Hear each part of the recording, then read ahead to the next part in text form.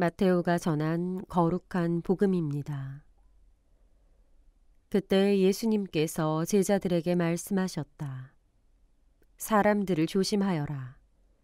그들이 너희를 의회에 넘기고 회당에서 채찍질할 것이다. 또 너희는 나 때문에 총독들과 임금들 앞에 끌려가 그들과 다른 민족들에게 증언할 것이다. 사람들이 너희를 넘길 때 어떻게 말할까, 무엇을 말할까 걱정하지 마라. 너희가 무엇을 말해야 할지 그때 너희에게 일러주실 것이다. 사실 말하는 이는 너희가 아니라 너희 안에서 말씀하시는 아버지의 영이시다. 형제가 형제를 넘겨죽게 하고 아버지가 자식을 그렇게 하며 자식들도 부모를 거슬러 일어나 죽게 할 것이다. 그리고 너희는 내 이름 때문에 모든 사람에게 미움을 받을 것이다. 그러나 끝까지 견디는 이는 구원을 받을 것이다. 주님의 말씀입니다. 선미 예수님, 차동욱 신무원 신부입니다. 우리는 죽을 때 어떠한 마지막 한마디를 하면서 죽음을 맞이해야 할까요?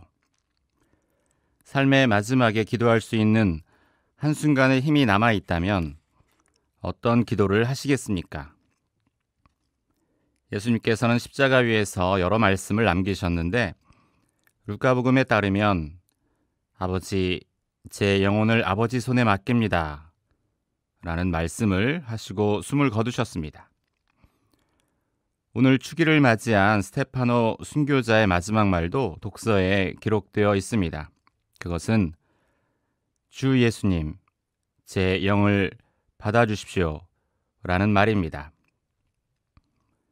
스테파노 성인은 죽는 마지막 한마디까지 예수님을 따랐던 것입니다.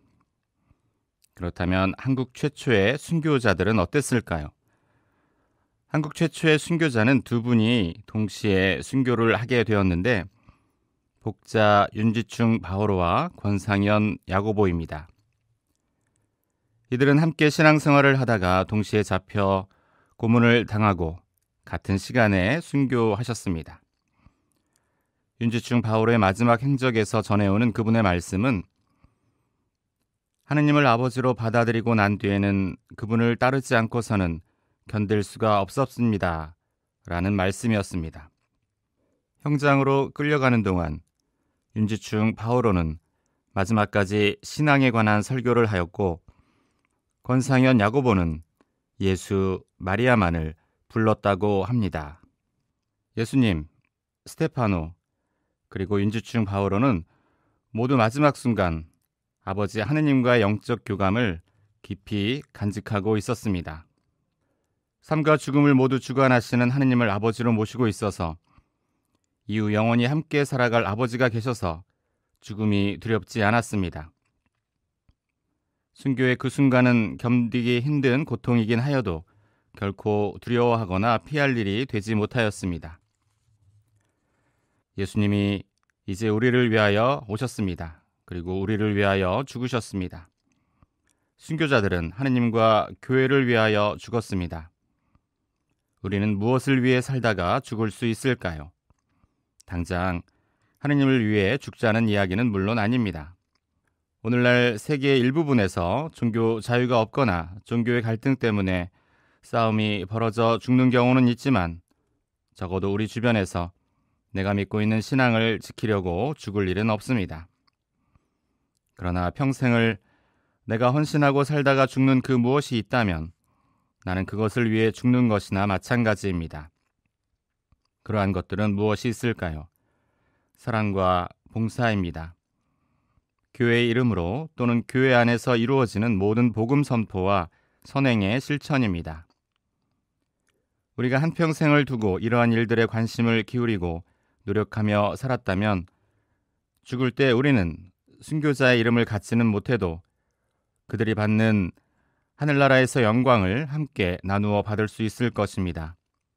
언제나 주시는 분은 하느님이시며 그분은 우리가 행한 것보다 항상 더 많은 것을 주시는 무한한 하느님이시니까요. 마지막 날, 내가 가장 많은 힘을 쏟았던 일들을 가지고 하느님과 이야기하게 되겠지요. 내가 관심을 가지고 살았던 그 일들이 하느님과 전혀 상관없는 나만의 것이거나 세상의 것이기만 하지 않길 바라봅니다. 성탄 다음 날인 오늘, 첫 순교자인 스테파노 성인을 기리는 날에 우리 역시 하느님을 위하여 살다가 하느님을 말하다가 죽는 삶을 살아가길 다짐해 봅니다.